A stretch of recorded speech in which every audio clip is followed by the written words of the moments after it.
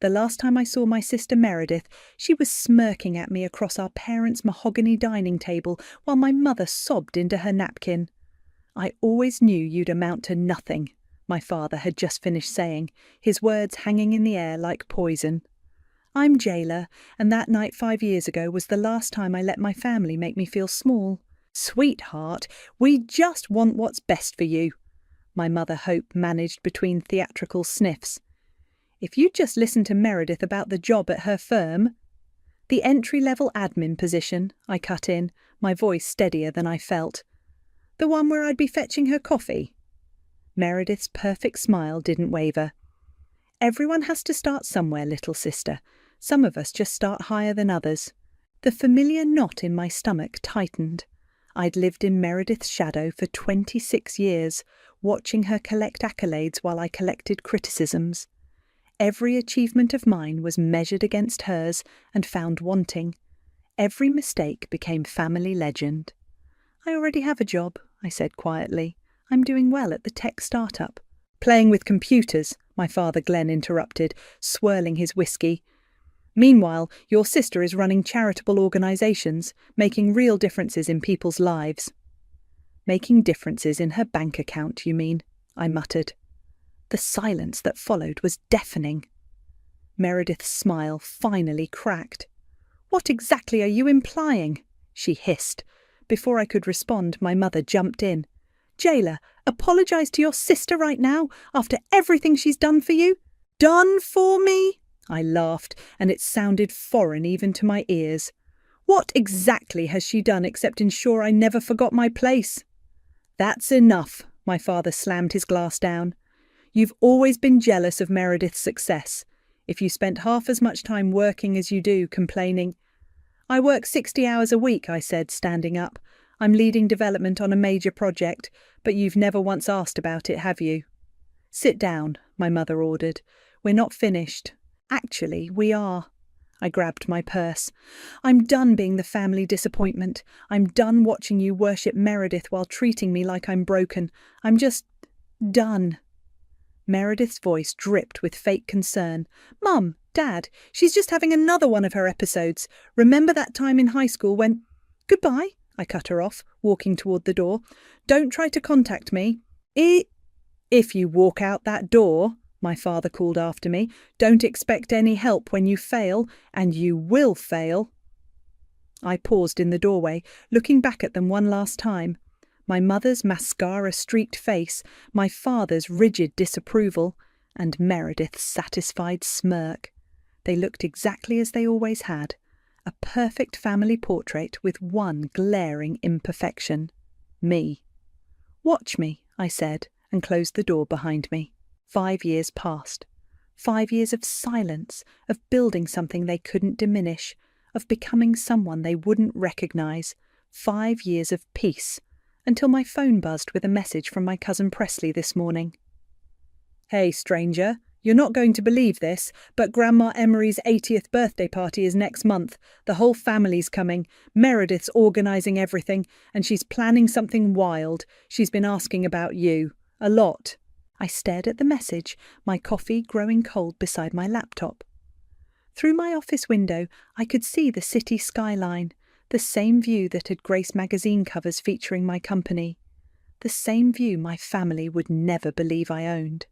Another message from Presley popped up. "You should come. Show them who you are now." My finger hovered over the delete button, but something stopped me. Maybe it was time.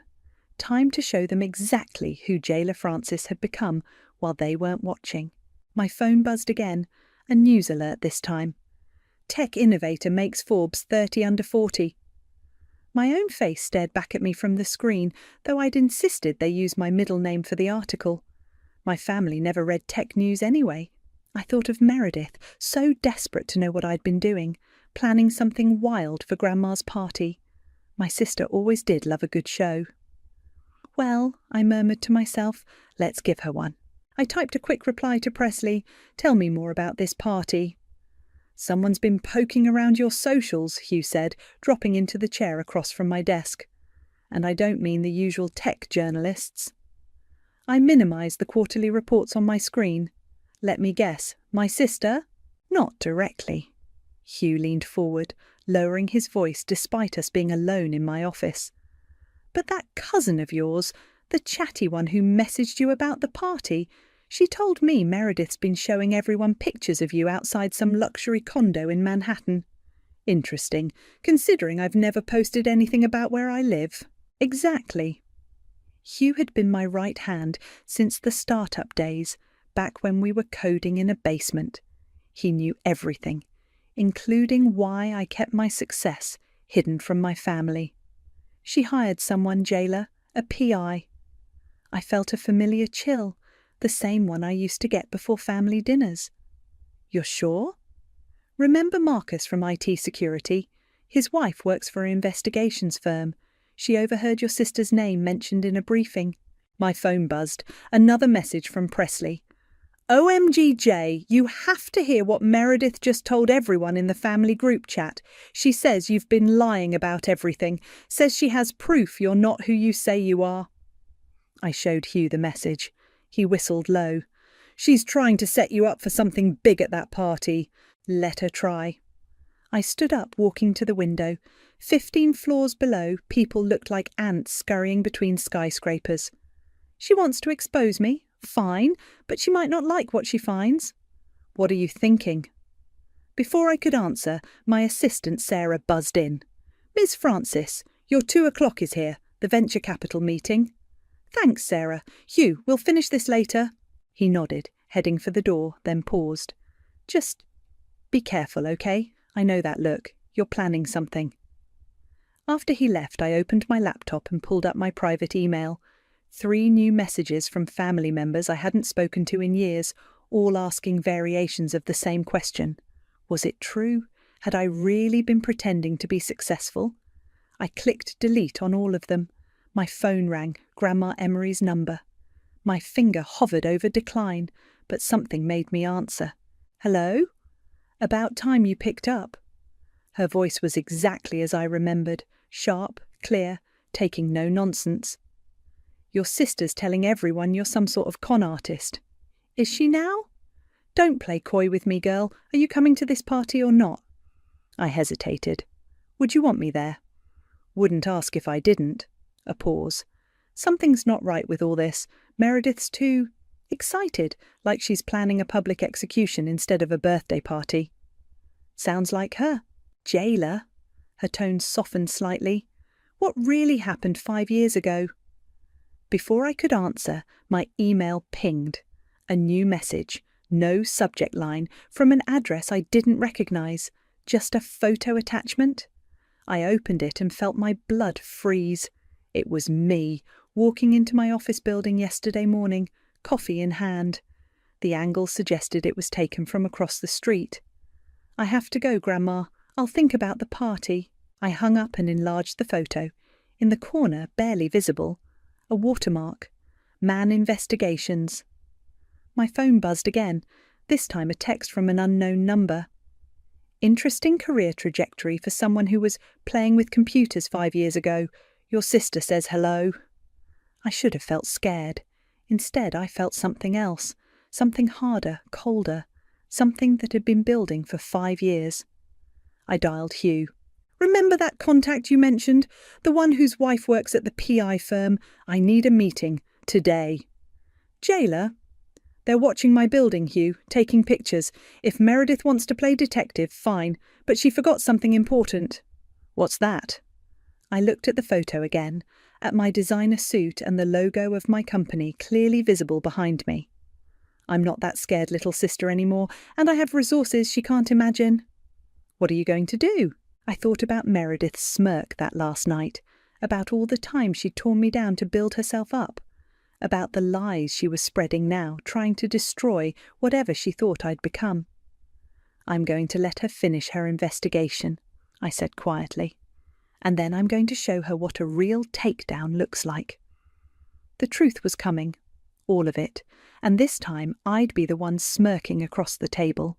Fletcher Mann's office looked exactly like you'd expect a private investigator's workspace to look. Weathered leather chairs, filing cabinets, and a desk that had seen better decades. The man himself was a surprise.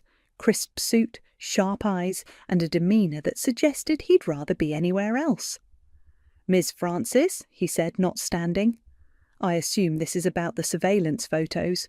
"You assumed right." I sat across from him, matching his posture. "Want to tell me why you're taking pictures of me for my sister?" He studied me for a long moment. "Professional courtesy prevents me from discussing other clients." "Professional courtesy didn't stop you from sending me that photo." A slight smile crossed his face. "Ah, that?" "Yes, that." I leaned forward. "So either you're playing both sides, or something about this case made you reach out. Which is it?" Fletcher opened a drawer, pulled out a thick manila envelope. "Your sister hired me to prove you were lying about your success. She was quite insistent that I'd find evidence of fraud, deception, maybe even criminal activity. And instead I found this." He slid the envelope across the desk.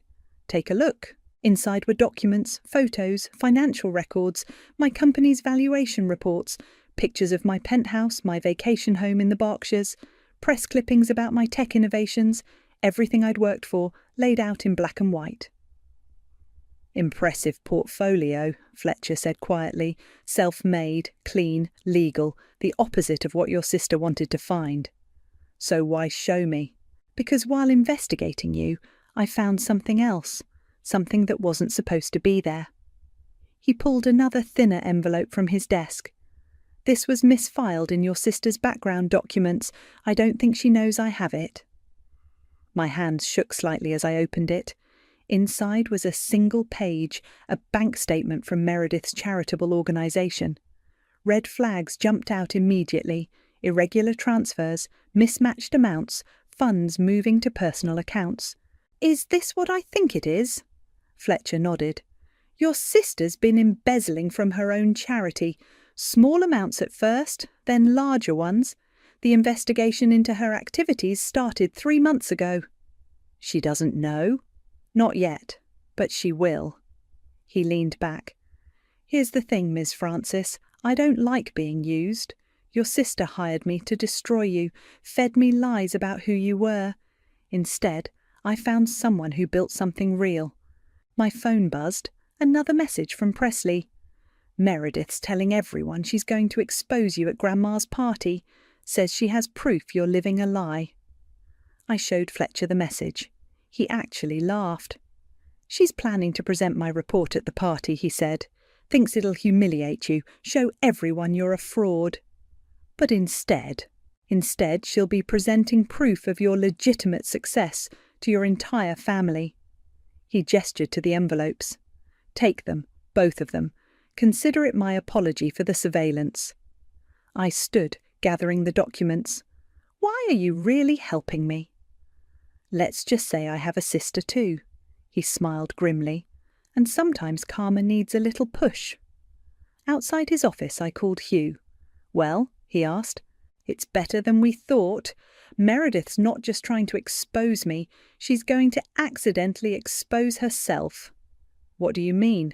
"She's been stealing from her charity, Hugh, and she's about to hand me proof of both my success and her crimes in front of our entire family." A low whistle. "That's poetic justice?" I smiled, thinking of all those family dinners, all those smirks and cutting remarks. "The best part, she's paying for her own downfall." "Want to guess where she got the money to hire Fletcher?" "Don't tell me." "The family trust account, the same one she always said I wasn't responsible enough to access." My phone buzzed again. An email from my mother. "Jailer, please don't come to the party. Don't make things worse than they already are." I deleted it without responding. 5 years ago, I'd walked away from their table feeling broken.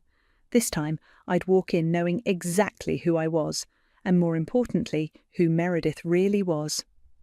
"Hugh," I said, sliding into my car, "remember how you said I was planning something?" "Yeah." "I'm not anymore." I looked at the envelopes on my passenger seat. "I'm just going to let Meredith's plan play out exactly as she intended. Sometimes the best revenge is letting people destroy themselves." The party was 2 weeks away. For once I couldn't wait for a family gathering. Holy shit, Hugh whispered, spreading Fletcher's documents across my office table. This is comprehensive. I nodded, watching him flip through pages of my life's work. Forbes features, property deeds, company valuations, all of it meticulously documented. Meredith wanted proof. She got it, but not the proof she wanted. Hugh held up a glossy photo of me speaking at a tech conference. This is going to backfire spectacularly. My phone lit up. Another message from Meredith, the first direct contact in 5 years. Hope you're ready for Grandma's party, little sister. Time to show everyone who you really are. I showed Hugh the message. He snorted. She has no idea, does she? None. I picked up the second envelope, the one containing Meredith's secrets. But this is the real bomb. We spent the next hour reviewing the charity's financial records. The pattern was clear. Small withdrawals at first, growing larger over time. Money meant for children's programs diverted to personal accounts.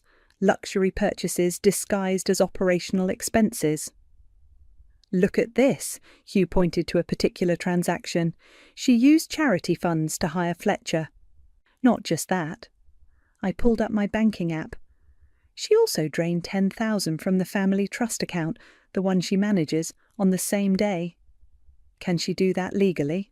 No. It requires all beneficiaries' approval. I laughed darkly. She probably figured I'd never know, since I haven't touched that account in years. My office door opened, and Sarah poked her head in. Sorry to interrupt, but you need to see this. Meredith just posted something in your family's Facebook group. I pulled it up on my laptop. There it was, a long, seemingly heartfelt post about protecting the family from deception and revealing painful truths. She'd even tagged Grandma Emery. The comments, Hugh said, leaning over my shoulder. Look at them. Dozens of relatives chiming in with support. My mother writing, "It's for the best, sweetheart, she needs help." My father adding, "Some people can't handle the truth." Only one comment stood out, Grandma Emery's. "Careful what truths you dig for, girl. You might not like what you find." Grandma knows something, Hugh said. She always knows something. I closed the laptop. That's why Meredith's doing this at her birthday party. She thinks Grandma's approval will legitimize her attack. My phone buzzed again. Fletcher this time. "Your sister just demanded the final report. Says she needs it for a family presentation. Thought you should know." I typed back, "Let her have it." Hugh raised an eyebrow. "You're really going to let her do this?" "Watch," I said, pulling up the trust account records on my screen. Meredith's so focused on exposing me, she's getting sloppy. Look at these transfers. She's been stealing for months, thinking no one would notice. "But you did?" "No," I smiled. "Grandma did. 3 weeks ago, she requested an audit of all family accounts. That's what triggered the investigation into Meredith's charity. So when Meredith presents Fletcher's report, she'll be presenting evidence of my success to a grandmother who already knows about her fraud." I leaned back. Sometimes the best revenge is just sitting back and watching. Sarah appeared again. "Miss Francis, the board meeting is in 10 minutes. "Thanks, Sarah." I stood, straightening my jacket.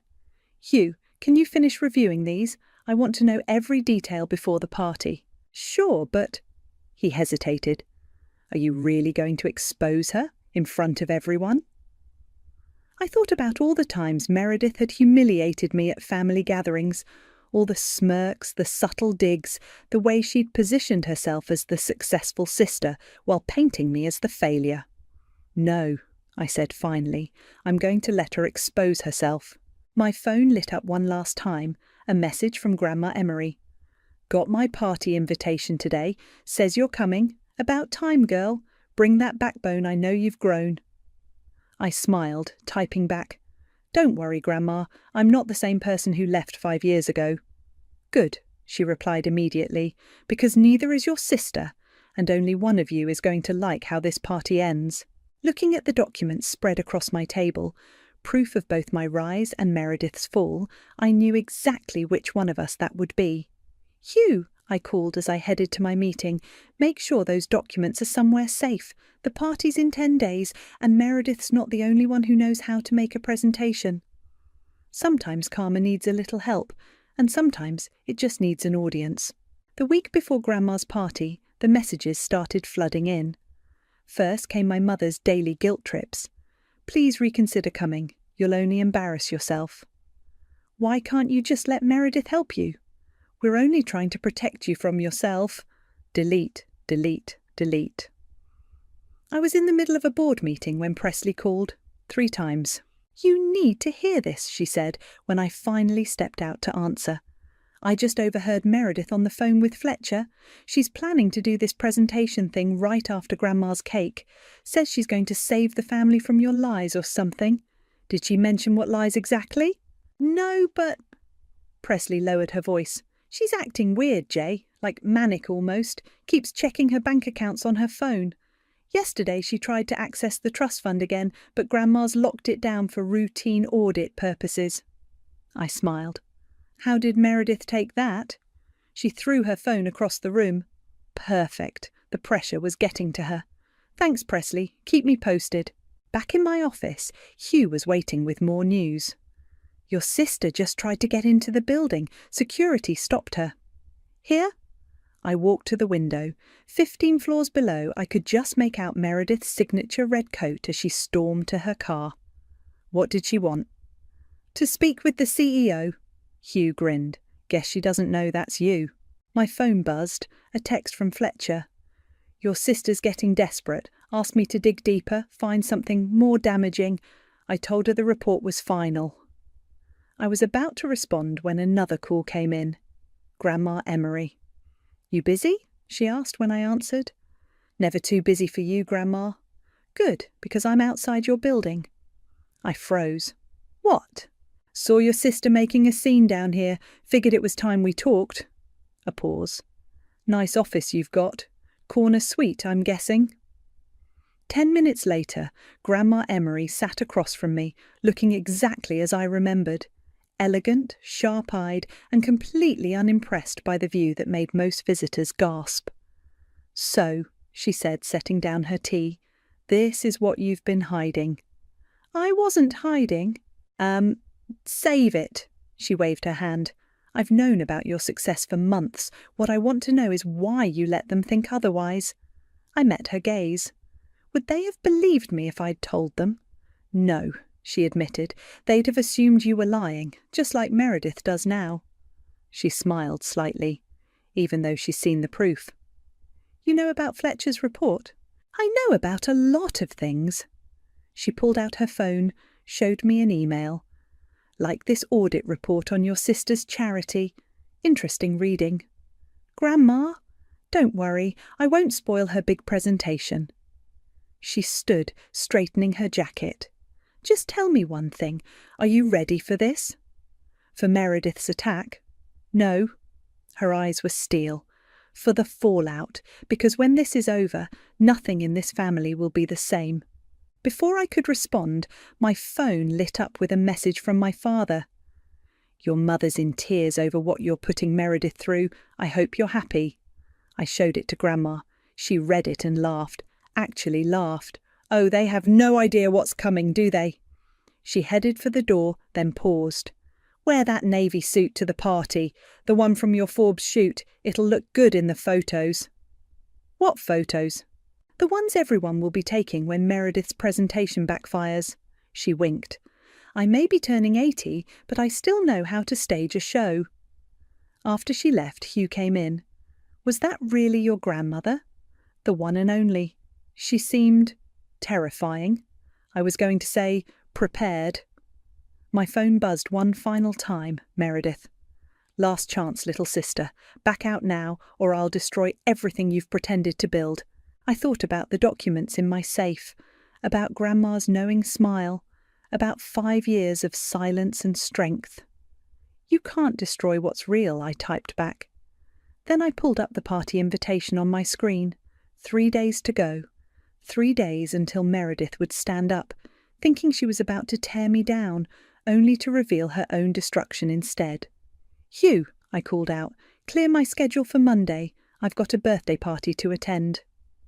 And a sister to watch self-destruct.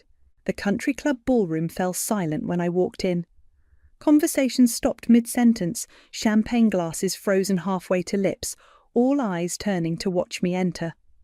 I spotted Meredith near the cake table, her face going from smug to shocked as she took in my appearance. The navy suit had the exact effect Grandma predicted. Professional, powerful, expensive. "Jayla?" My mother's voice cracked. How are you?" "Happy birthday, Grandma," I said, ignoring her and walking straight to where Grandma Emery sat in her place of honour. I handed her a small wrapped package. "Right on time," Grandma said, loud enough for everyone to hear. She patted the empty seat beside her. "Sit!" Whispers erupted around the room. This seat, right next to the birthday girl, was supposed to be Meredith's. "That's my place," Meredith said, rushing over. "Mum, tell her—" "Let her sit," Grandma cut in. Her tone left no room for argument. "It's my birthday. I'll seat who I want, where I want." I caught my father's eye across the room. He looked away first. The next hour was a symphony of awkward small talk and pointed questions. Relatives I hadn't seen in years suddenly wanted to know everything about my life. I gave them nothing, just smiled and turned their questions back on them. "Enough chit-chat," Meredith finally announced, tapping her glass. "It's time for the special presentation I prepared." She pulled out a thick envelope, Fletcher's report, and moved to the small podium set up near Grandma's chair. "Before we begin," my mother interrupted, "perhaps Jayla should step out." "No," Grandma said firmly. "Everyone stays." Meredith cleared her throat. "As you all know, family means everything to me. That's why it breaks my heart to expose what I'm about to expose." She looked directly at me. "Some people have been deceiving us, living lies, pretending to be something they're not." I sat back, relaxed, let her talk. "I hired a private investigator," she continued, pride in her voice, "to uncover the truth about my sister's supposed success, and what he found." "Show us!" Grandma interrupted. "Stop talking and show us what he found." Meredith faltered slightly but recovered. "Of course, I'll start with these photos." She pulled out the first one, me entering my office building, the company logo clearly visible behind me. "This is where my sister claims to work," she said. "A tech company valued at—" She stopped, actually reading the paper for the first time. Her face went pale. "Go on," Grandma encouraged. "What's the company valued at?" This can't be right." Meredith shuffled through more papers. "These documents show—" "Show what?" I asked quietly.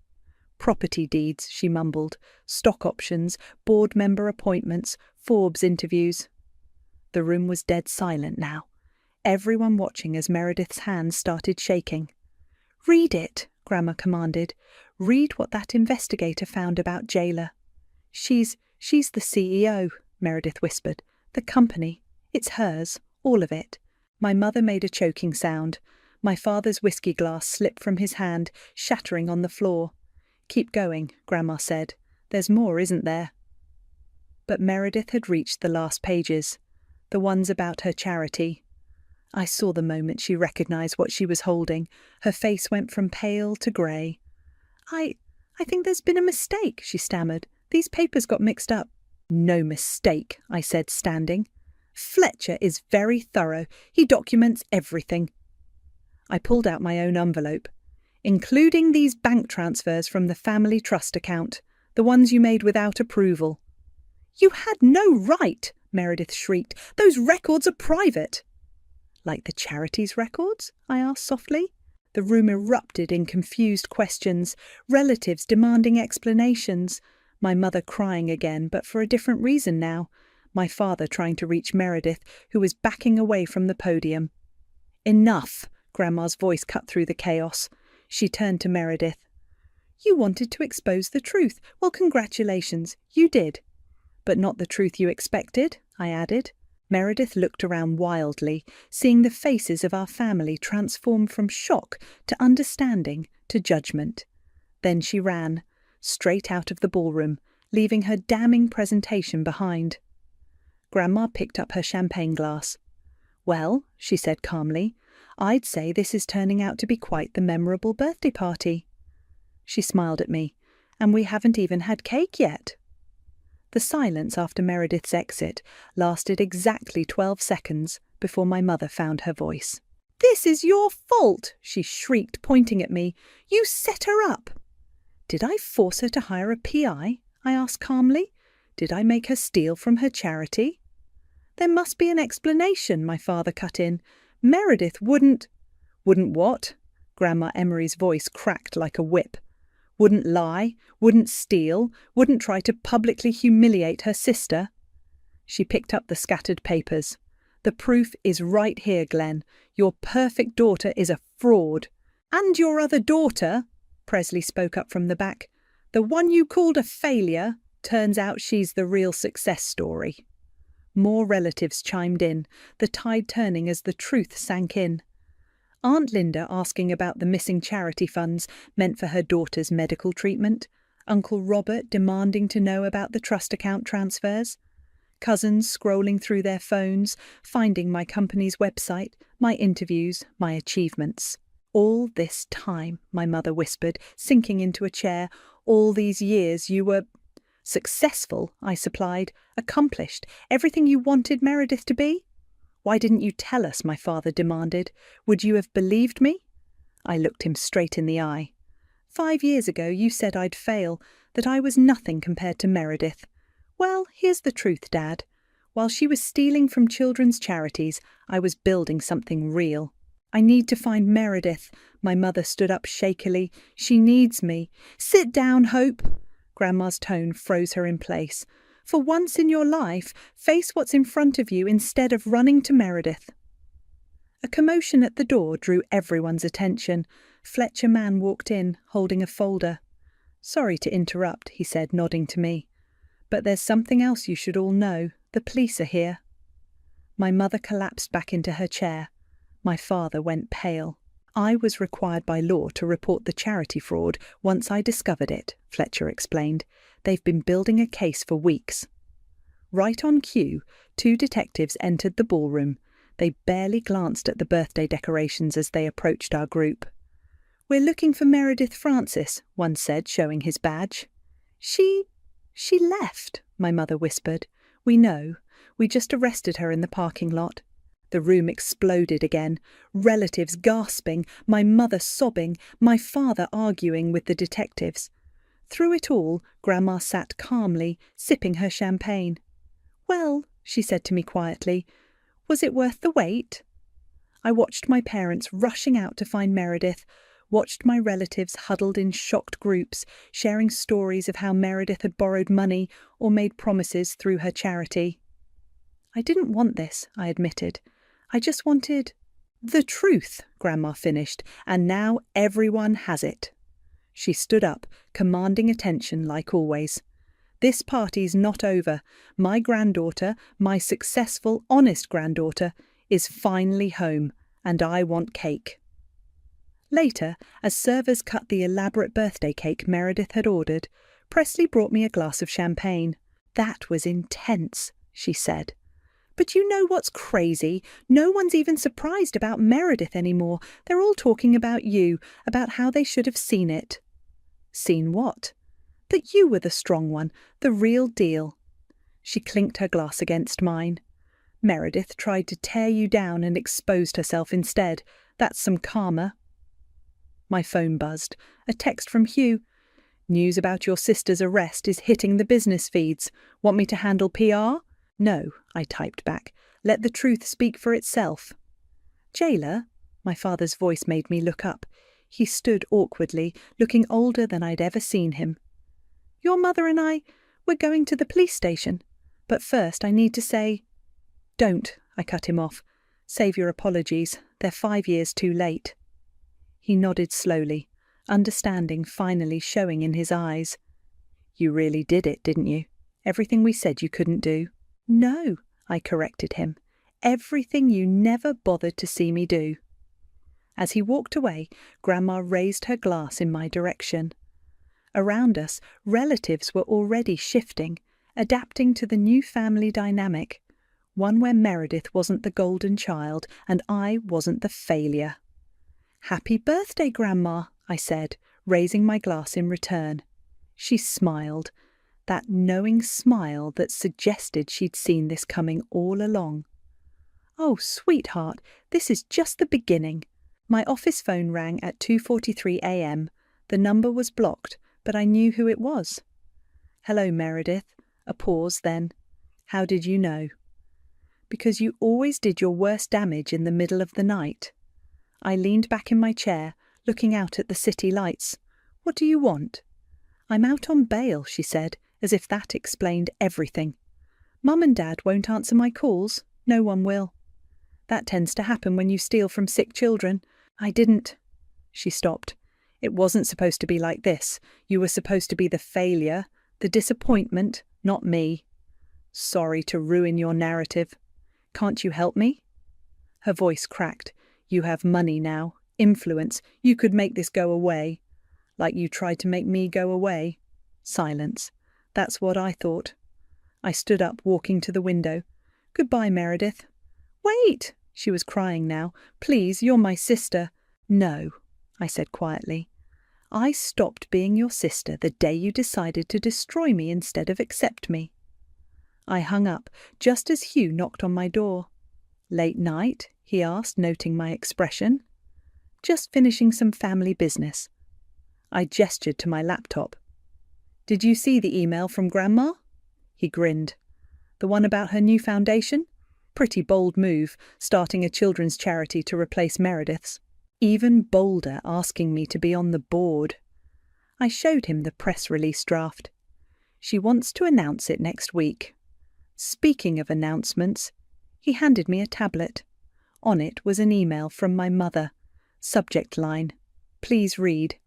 I almost deleted it, but something made me open it. "Jailer, your father and I are selling the house. The one we always said you weren't good enough to live up to. The one Meredith was supposed to inherit. We're donating the proceeds to Grandma's new foundation as restitution for what Meredith stole. We don't expect forgiveness. We don't deserve it. But you deserve to know that we finally see you, not as we wanted you to be, but as you are. You won. Not because you proved us wrong, but because you proved yourself right." "Mom, you okay?" Hugh asked softly. Before I could answer, my assistant Sarah buzzed in. "Miss Francis, your grandmother's here." Grandma Emery walked in, impeccable as always. "Good, you're both here. We need to talk about the foundation launch." "At 3 a.m? She smiled. "Best time for fresh starts?" She sat down, pulled out a folder. "The DA called. Meredith took a plea deal. She's going away for a while." "How long?" "Long enough to learn what it feels like to lose everything." She met my eyes. "Like you did once." "I didn't lose everything," I corrected her. "I left everything. There's a difference." "Yes, there is." She opened the folder. "Now, about this foundation, I'm thinking big. Real change, real help for families in need. No fake charities, no embezzlement, no lies." She looked up at me. "Think you can handle that?" I thought about Meredith's late-night call, about my mother's email, about that dinner 5 years ago when I walked away with nothing but my dignity. "Actually," I said, pulling up a proposal on my laptop, "I have some ideas." Hugh excused himself, leaving me with Grandma to plan something bigger than revenge, redemption. Not for Meredith, not for my parents, but for all the kids who needed what Meredith's charity had promised but never delivered. My phone buzzed one last time. A text from Presley. "Family group chat is wild. Everyone's sharing your Forbes article. Even Uncle Robert admitted he was wrong about you. Times really do change." I showed it to Grandma, who laughed. "No, dear, times don't change. People do. Some grow stronger, some show their weakness. You just happened to do the former while your sister did the latter." "And my parents?" "They're learning." She patted my hand. "But that's not your problem anymore. You've got bigger things to build." Looking at the foundation plans spread across my desk, I realized she was right. I didn't need revenge anymore. I didn't even need their approval. I had something better. The truth. Not just about who I'd become, but about who I'd always been. Stronger than their doubts, bigger than their limitations, and finally, completely free of their shadows. Ready to change some lives? Grandma asked, pen poised over the foundation papers. I signed my name, not as Meredith's sister, not as my parents' disappointment, but as exactly who I was meant to be. Always have been.